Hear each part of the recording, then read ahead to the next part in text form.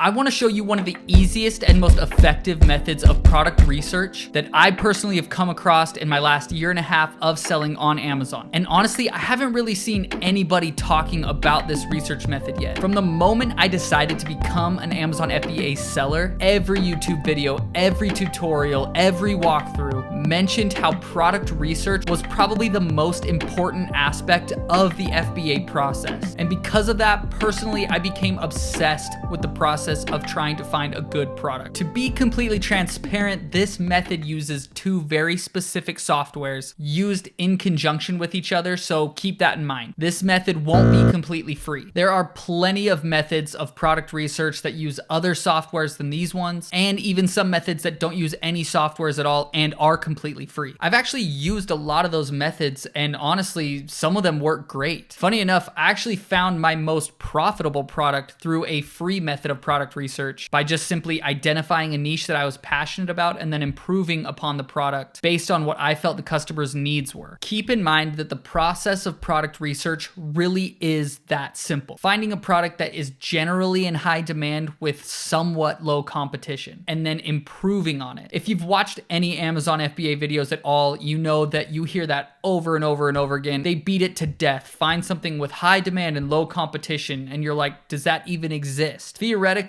maybe not, but analytically, yes, technically they do exist. You just have to use these software tools to be able to figure out and understand what you're really looking for when people say that. But back to this research method. Product research to me is like a game of trying to identify specific products in categories, digging into the analytics, and really truly finding a product in demand that I can improve on in a significant enough way that somebody wants to buy it over my competitors. That's where a big part of my passion for FBA lies. Because of this, I love learning about new product research methods that I come across, as well as trying out some of the more tried and true methods. So if you find yourself struggling in the product research phase, hopefully this video is for you. Keep in mind, I did not develop this research phase myself. I got this method from my coach, Trevin Peterson, who talks more about it as well as many other paid and free research methods in his course. If you're interested in checking that out, I'll leave a link down in the description to that course. Now, like I said, this product research method uses two very distinct softwares, one of those being Helium 10, which is one of the main product research tools that you will hear Amazon sellers talk about a lot. Typically, it's kind of been between like Helium 10 and Jungle Scout. But as you know, if you've watched my videos, I've really only tried Helium 10. I really like it. So that's kind of been my analytic tool of choice so far. But I'm not affiliated with either of them anyway, so pick the one that's best for you. The other software is a lesser known one called Smart Scout. I'm excited to jump in and show you how to use these two softwares together to hopefully find you your next profitable product. Let's jump into my computer and take a look at these softwares. Okay, so right here, what we're looking at is Helium 10. If you just started into your Amazon FBA journey, you may not have one of these softwares yet, whether it's Helium 10 or Jungle Scout. I believe they're very similarly priced, but if not, you can see here the plans and pricing for Helium 10. I currently am on the Platinum plan, the $79 a month one. I've tried all the plans actually, and I wouldn't recommend going Diamond right off the bat. It is very expensive, and one of the main things that you get with the Diamond plan is Atomic, which is Helium 10 software to help you run your PPC campaigns automatically. It can be a cool service, but it's a little bit overkill, especially if you're in the beginning of the process of your business. Looking at the other end, the starter plan is very tempting because it is only $30 a month. But I will tell you, the features that you need and that you use the most, you will be wanting to use the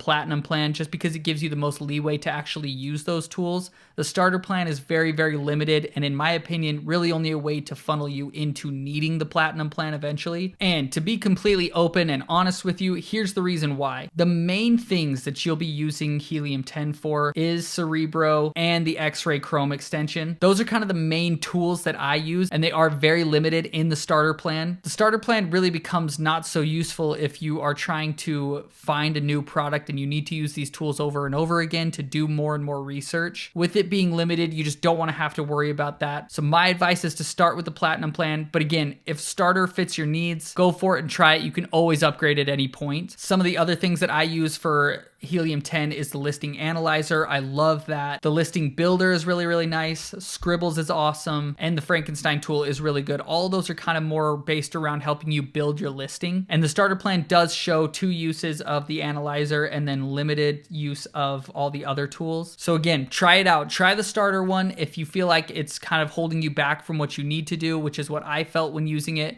go ahead and jump to the platinum plan. But like I said, for now, you could probably hold off on the diamond plan. Now looking at Smart Scout, this is the other software that you'll be needing. One nice thing about this is that you can start on a free trial with this, and then you just need to jump to the basic plan. You don't need to worry about any of these other ones. Basic plan will give you everything that you need to use this tool effectively. Okay, so let's actually jump into Smart Scout over here. As you can see, there are a ton of tools that come with Smart Scout. I'm not gonna go into these tools. Maybe I can do that in another video if you want me to. But in reality, the main thing that I use this for is the product section anyways. So go under other tools, go to products, and this page is where the magic happens. So what we're gonna wanna do first is actually start out at the top up here with our filters. And let's just run through some of these filters. So starting with our category, let's say we wanna look at potential products in the home and kitchen section. We're not gonna have to worry about rank. If we move over here to Amazon in-stock rate, we're gonna wanna keep this